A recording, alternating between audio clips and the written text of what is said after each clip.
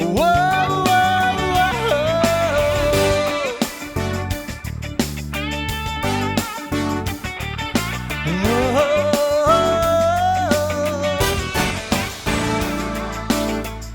Et pour Jésus, faites de beaux applaudissements. Voyez, quelle joie d'être ici dans la maison de Dieu, que c'est bon que vous veniez. Et aujourd'hui, Dieu a une chose importante à faire dans votre vie. Je suis dans une série sur Regarder vers Jésus et nous allons aux Hébreux chapitre 12 parce que c'est là que j'ai un extrait de cette phrase car la Bible demande que nous faisions cela. Et celui qui ne le fait pas est en train de perdre beaucoup. Les Hébreux, c'est tout à la fin du Nouveau Testament, au chapitre 12, dans les versets 1 et 2, on dit ainsi « Donc nous aussi, puisque nous sommes entourés d'une si grande nuée de témoins, rejetons tout fardeau et le péché qui nous enlace si facilement. Et courons avec persévérance l'épreuve qui nous est proposée. Les yeux fixés sur Jésus, qui est le pionnier de la foi et qui la porte à son accomplissement, au lieu de la joie qui lui était proposée, il a enduré la croix, méprisant la honte, et il s'est assis à la droite du trône de Dieu. Et cette parole, ces quelques termes de cette petite phrase du verset 2 que je suis en train d'étudier avec vous, en regardant vers Jésus, j'ai déjà expliqué que nous n'avons pas à acheter un portrait dont ils disent que c'est celui de Jésus, ce que probablement il n'est pas. Quelqu'un de menteur a inventé cela et a dit ainsi c'était Jésus. Peut-être même avec une bonne intention. Parce que nous n'avons pas regardé Jésus, même que ce soit par le côté naturel des choses. Dans la seconde lettre aux Corinthiens, au chapitre 5, 16, on parle de cela. Il faut que nous examinions la Bible, mes amis. Celui qui ne lit pas la Bible trébuche, se trompe, fait des choses qu'il ne devrait pas faire.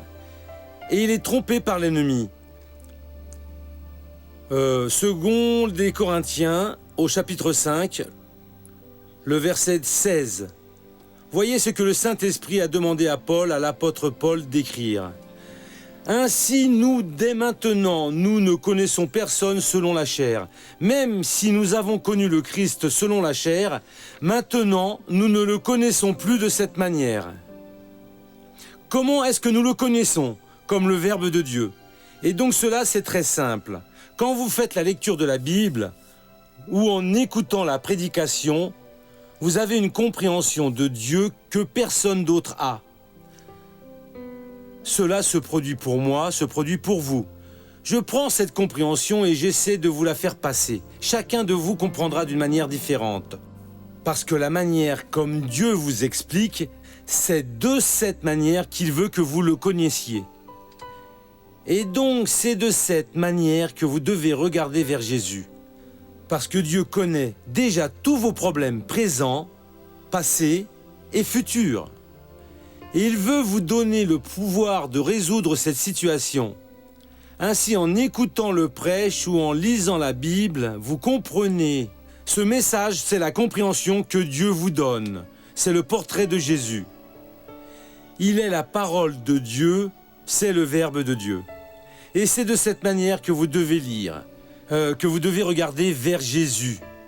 Missionnaire, mais Jésus, c'est la parole de Dieu. L'évangile de Jean commence en disant « Au commencement était le Verbe ». Le Verbe était avec Dieu, ou la parole, et le Verbe était Dieu. Et après, il dit qu'il s'est incarné. Mais si vous avez encore ainsi un certain doute que ce ne soit pas ainsi, allez à l'Apocalypse 19, 13. Et vous allez voir exactement, et c'est très clair, c'est très clair ici que Jésus est la parole. Et il est habillé d'un vêtement trempé de sang, en parlant de Jésus. Son nom est la parole de Dieu. Et donc cette révélation que vous avez de la parole par le biais de la prédication ou de votre lecture biblique, et c'est pour cela que vous devez lire la Bible tous les jours, c'est un portrait de Jésus, c'est de cette manière que vous devez regarder vers lui. Et c'est ainsi que Dieu est en train de me parler, c'est ainsi que Dieu va me bénir. Ce que moi, je comprends, vous pouvez le comprendre très différemment. Mon problème n'est pas le vôtre et vice-versa. Et donc ainsi, vous regardez vers Jésus, et quand vous regardez vers Jésus, vous recevez une illumination. Là, vous recevez le pouvoir, parce que dans cette révélation, il y a le pouvoir pour donner la solution à votre problème. Nous allons à l'évangile de Marc, et nous allons voir cet homme possédé, appelé le démoniaque des Géraséniens, sur le territoire des Géraséniens. Et nous allons voir une chose impressionnante au chapitre 5 de l'évangile de Marc. Cet homme-là, c'est écrit ici dans le chapitre 5, ils arrivèrent sur l'autre rive de la mer, dans le pays des Géraséniens. Sitôt qu'il fut descendu du bateau, un homme sortant des tombeaux et possédé d'un esprit impur vint au-devant de lui. Il avait sa demeure dans les tombeaux et personne ne pouvait plus le lier, même avec une chaîne, car souvent il avait eu les fers aux pieds et avait été lié de chaînes. Mais il avait rompu les chaînes et brisé les fers, et personne n'avait la force de le maîtriser. Il était sans cesse dans les tombeaux et sur les montagnes, nuit et jour, criant et se blessant avec des pierres. Il vit Jésus de loin, accourut, se prosterna devant lui. Nous avons ici une personne qui était possédée par une légion de démons. Malheureusement, il y a des personnes qui sont ainsi. N'importe quelle anormalité est une action du démon. Et quand la personne perd le contrôle, elle est déjà possédée par un mauvais esprit. Ça ne veut pas dire qu'elle reste 24 heures par jour ou tous les jours manifestée.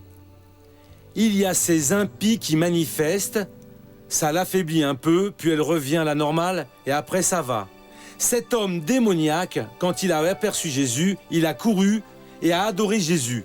Il a fait ce qui était correct. Mais si vous prêtez attention, la personne qui a un mauvais esprit, si elle n'est pas libérée ensuite, elle se met à agir de manière bien mauvaise. Lui, quand il a vu Jésus, dans un de ces moments de lucidité, il a reconnu Jésus, il savait de quoi il avait besoin. Il est venu en courant, s'est prosterné et a adoré Jésus, et il s'est exclamé, à présent c'est déjà le démon qui parle, et cria, « Pourquoi te mêles-tu de mes affaires, Jésus, fils de Dieu très haut ? Je t'en conjure au nom de Dieu, ne me tourmente pas. » Car Jésus lui disait, « Sors de cet homme, esprit impur. » Il lui demandait, « Quel est ton nom ?» Mon nom, lui répondit-il, c'est Légion, car nous sommes beaucoup. Et il le suppliait instamment de ne pas les envoyer hors du pays. Bon, alors Jésus l'a expulsé au loin, et dans le verset 15, on dit ainsi, « Le personnel, ce sont les gardiens de porcs, car les porcs se sont noyés, les démons sont sortis de l'homme possédé et sont entrés dans les porcs, et les porcs se sont noyés. Les gardiens des porcs ont couru en ville et ont tout raconté, et les habitants sont venus voir Jésus, et au 15, on dit ainsi, « Ils arrivèrent auprès de Jésus et voient le démoniaque assis, vêtu avec toute sa raison. Lui qui avait eu légion, et ils eurent peur. Cela, c'est une œuvre que toute personne qui voit Jésus obtient. C'est la libération d'une œuvre maligne qui peut être une œuvre fragile, mais qui va vous conduire à la perdition éternelle. Et ça peut être une œuvre violente, telle que vous êtes déjà en train d'agir comme un fou. Des fois, quand vous voyez, vous l'avez fait. Et qu'est-ce que vous devez faire ? Vous avez besoin de voir Jésus. Et cet homme l'a vu. Et même que le démon se soit manifesté, après Jésus l'a libéré et il a retrouvé toute sa raison. Tant que la personne n'a pas eu cette rencontre avec Jésus, n'a pas vu Jésus et ne passe pas par cette libération, elle reste opprimée. Et elle peut même être dans l'église, mais elle n'est pas encore libérée. Nous, les pasteurs, nous devons avoir un bon sens, être en esprit pour parler avec les ouvriers, avec les ouvrières, avec le peuple, et sentir ce qui va de travers dans la vie de la personne, et aider la personne à être libérée. Ouvrir le verbe. Missionnaire, je suis de Dieu, je ne veux pas faire une mauvaise chose. Mais quand je vois, je l'ai fait. Vous pouvez avoir un démon au fond de vous, un mauvais esprit. Discutez avec un pasteur de Dieu. Demandez une audience particulière et vous ouvrez votre cœur. Pasteur, je suis une femme infidèle, je suis un mari infidèle. Une personne malhonnête, ceci, cela. J'ai besoin que monsieur vous priez pour moi pour me libérer. Cet homme-là qui marchait nu, se coupant avec les pierres, violent, personne ne passait sur ce genre de chemin. Mais il a vu Jésus. Mon frère, il a eu de la chance, comme vous en avez, de voir Jésus. Parce que celui qui voit Jésus résout ses problèmes. Nous devons regarder vers Jésus. Et quand vous le regardez, ne lui cachez plus rien. Cherchez un homme de Dieu et dites-lui « J'ai besoin de votre aide ». L'homme de Dieu a l'obligation de maintenir le secret sur tout ce que vous lui avez raconté. Vous comprenez? J'ai besoin que le monsieur m'aide, ou une femme de Dieu. Ordonnez à ce mâle de partir parce que je suis deux personnes. À un moment, je suis bien, tout est merveilleux. L'instant d'après, je suis dans la boue, dans les ordures, dans la vase, vraiment, et j'ai besoin de me libérer. Si vous recherchez Dieu, Dieu va vous aider au nom de Jésus. C'est aux Éphésiens au chapitre 1er. Voyez ce que dit la Sainte Bible ici. Je suis chaque jour en train de lire le verset 5. Il nous a destinés d'avance par Jésus-Christ à l'adoption filiale pour lui. Chapitre 1, les versets 5. Selon sa volonté bienveillante, mon frère, vous avez été prédestinés avant la fondation du monde pour être un enfant de Dieu et non un enfant du péché et non pas une personne utilisée par Satan par adoption. Il nous a destinés d'avance par Jésus-Christ à l'adoption filiale pour lui. Pour Dieu, ni même pour vous. Dieu veut de son côté, marchant la tête haute, libérer de toute tentation une personne complètement bénie. Selon sa volonté, par l'élection, la décision qu'il a prise, bienveillante, c'était la volonté de Dieu. Il savait qui vous seriez, ce que vous seriez en train de faire, et il vous a déjà prédestiné. Si vous regardez vers Jésus maintenant, vous allez recevoir le pouvoir nécessaire pour larguer les drogues, pour quitter la malhonnêteté, laisser la prostitution à un niveau quelconque, laisser toute mauvaise chose pour que vous soyez réellement la personne que Dieu a déjà prédestinée. Il y a un fameux décret sur votre vie, vous allez être mon enfant par adoption. Dernièrement, le diable vous a-t-il trompé? Vous avez cédé, est apparue une personne qui a maintenant pris compte de votre vie, c'est la passion de votre vie. Et pour votre compagnon ou la compagne avec qui vous êtes marié. Ah, mais il est devenu vieux, elle est devenue vieille. Cela, c'est un démon. Ayez maintenant un moment de lucidité. Regardez vers Jésus, recherchez Jésus, et Jésus va vous ramener à la parfaite raison. Vous allez vous libérer de ce mal, et si vous ne le libérez pas, vous serez alors condamné pour toujours. Dieu veut faire de vous une bénédiction. Amen.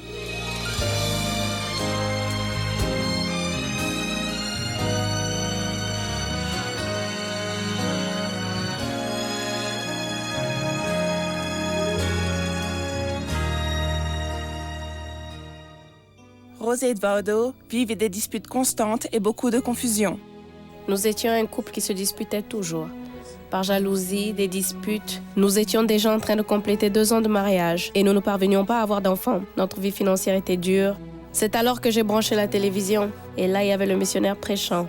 Et cela est entré dans mon cœur. Et je suis restée 30 jours à regarder cette émission. Après 30 jours à écouter la parole, Rose recherche l'Église. Le premier miracle que j'ai obtenu en 7 mois a été ma grossesse. Et après, ça a été ma vie financière qui a été transformée. J'ai commencé à donner la dîme. L'unique domaine où je n'ai pas été très avisée, c'est justement avec mon époux. Parce que je n'acceptais pas une telle situation. Parce que je ne voulais pas la vie de croyant dans ma maison. Moi, j'allais dans les bars, j'aimais bien mes raps et les danses. Ainsi, j'anticipais que tout allait changer dans ma vie. Je l'appelais démoniaque. Je disais qu'il allait finir en enfer, que toutes ces musiques qu'il écoutait étaient du diable. Il téléphonait tout le temps à la maison. Il disait qu'elle était toujours fourrée à l'église. Et la seconde fois qu'il a appelé, il a dit qu'il allait voir un avocat. Je n'acceptais pas qu'elle aille à l'église. Je n'acceptais pas sa façon d'agir, toutes ces histoires de méditation où elle demeurait. Elle venait avec les paroles notées et elle restait à méditer à la maison. Et cette histoire de rester à prier pendant la nuit. Rose a une nouvelle compréhension de la parole, mais les persécutions continuent. Sauf que la dernière stratégie de l'ennemi, c'est quand il m'a dit que je devais choisir entre Dieu et lui. C'est le jour où je suis allée à l'église et il m'avait demandé d'être rentrée avant 10 heures du soir. Et j'ai fini par arriver après 10 heures. Il m'a expulsée de la maison. Je me souviens, ça a été une nuit froide. Il faisait très froid. J'ai attendu qu'elle se change, oui. Elle a changé de tenue, a donné à manger à notre enfant.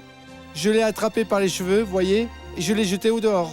Et dehors, ce jour-là, j'ai beaucoup pleuré. Mais là, au dehors, j'ai recherché Dieu. Je savais que Dieu allait faire une œuvre. C'est alors qu'à près de 2h30, 3h du matin, c'est alors que je me suis souvenu d'elle. J'ai pensé à elle et je suis allé pied à la fenêtre, ce qui est en train de lui arriver dehors. Alors, je l'ai vue recroquevillée. Elle était toute recroquevillée à côté du mur, dans un petit endroit, dans un petit coin. Et j'ai eu pitié. Quand j'ai senti de la pitié pour elle, j'y suis allé, j'ai ouvert la porte. J'ai dit, lève-toi, lève-toi, lève-toi de là. Allons, viens, entre vite, je le permets, tu peux rentrer à la maison, entre. Elle ne parvenait plus à se relever, elle avait des lèvres complètement violettes. Alors, je l'ai portée, je l'ai conduit à l'intérieur de la maison. Je l'ai enterrée de couverture, je l'ai enlacée pour la réchauffer. C'est alors qu'elle est revenue à la normale, revenant à la normale. Et cela a laissé un poids dans mon cœur. Et elle n'a rien dit du tout, elle n'a rien dit. Elle a gardé le silence, Et elle n'a pas crié, elle ne s'est pas disputée avec moi. C'est alors que j'ai commencé à sentir quelque chose dans mon cœur. Dans le déroulement de la semaine, j'ai commencé à parler ainsi. Cette femme, non. Je veux me disputer avec elle, elle ne veut pas avec moi. Il doit être en train de lui faire un genre de lavage de cerveau là-bas. Le pasteur doit être en train de faire quelque chose avec elle. Je vais y aller. Mais j'y vais le dimanche qui vient et je vais frapper sur son pasteur. Arrivé à l'église, quelle chose magnifique. Et j'ai commencé à percevoir ce qui est en train de lui arriver, vous voyez. Le pasteur a quitté l'hôtel et est allé. Ça a été un très bon moment. Il a quitté l'hôtel et il est venu dans le fond pour m'étreindre. Il a accepté Jésus. Quand il est allé le dimanche, il s'est baptisé. Et en 3-4 mois, il a commencé à faire des études pour être ouvrier. Alors il est devenu ouvrier et ensuite évangéliste. Ah, aujourd'hui, c'est merveilleux. Nous sommes tous vraiment contents. Aujourd'hui, notre vie, c'est juste de l'amour, la tendresse, l'attention. Cela va déjà faire 13 ans. J'ai gagné un nouvel époux. Et je crois que lui aussi a gagné une nouvelle épouse parce que je n'étais pas sage. A fait une grande œuvre dans ma vie qui a montré pour moi la véritable paix. Gloire à Dieu. Edvaldo. Je ne connaissais pas votre cas, mais c'est exactement cela qui s'est produit avec vous, comme pour le Gérasénien. C'est vrai. Il y a le moment de lucidité et le moment de démence. C'est vrai. Vous avez mis votre femme dehors, ça devait être l'hiver parce qu'elle était déjà congelée, oui. Hiver. Elle était déjà en train de se congeler dehors et vous avez eu ce moment de lucidité, vous l'avez vu. Et quand vous êtes allé à l'église, Dieu a complètement changé votre vie. C'est beau, missionnaire. Maintenant, laissez-moi parler avec Rose. Quel prix, ma sœur? Ça a valu la peine, missionnaire. Oui. Les marques du Christ, la Bible parle de cela. Des fois, vous souffrez pour pouvoir sauver une personne. Amen, Jésus. Et ça a servi parce qu'aujourd'hui, vous êtes heureux. Nos enfants aussi, c'est un présent de Dieu. Combien d'enfants vous avez? 2, ils sont déjà baptisés. Nous louons Dieu. Que c'est beau. Vous savez, moi et ma famille, nous servirons le En Seigneur. premier, Dieu a travaillé dans votre cœur et après dans le sien. Merci beaucoup pour Jésus. Le Seigneur est vraiment très bon, oui. Laissez-moi bénir tout ce peuple, Père, au nom de Jésus. Je vais bénir ces personnes qui, aujourd'hui, ont entendu ta parole. Et Dieu, le sujet était sérieux. Il y a des personnes qui ont des moments de lucidité et des moments de folie. Et ces personnes sont en train de dire, c'est moi, Père. Il y a des moments où je veux être le plus saint, mais dans les moments où vient la tentation, je deviens le plus perverti. Père, jette cela à terre et donne la victoire à toutes ces personnes. Seigneur, nous demandons maintenant un changement total et complet. Et Dieu, je vais unir ma foi avec la foi de ces personnes pour les libérer, et cela pour ta gloire. Et au nom de Jésus, je dis tout mal. Sors donc au nom de Jésus-Christ et ne reviens plus. Et vous dites Amen.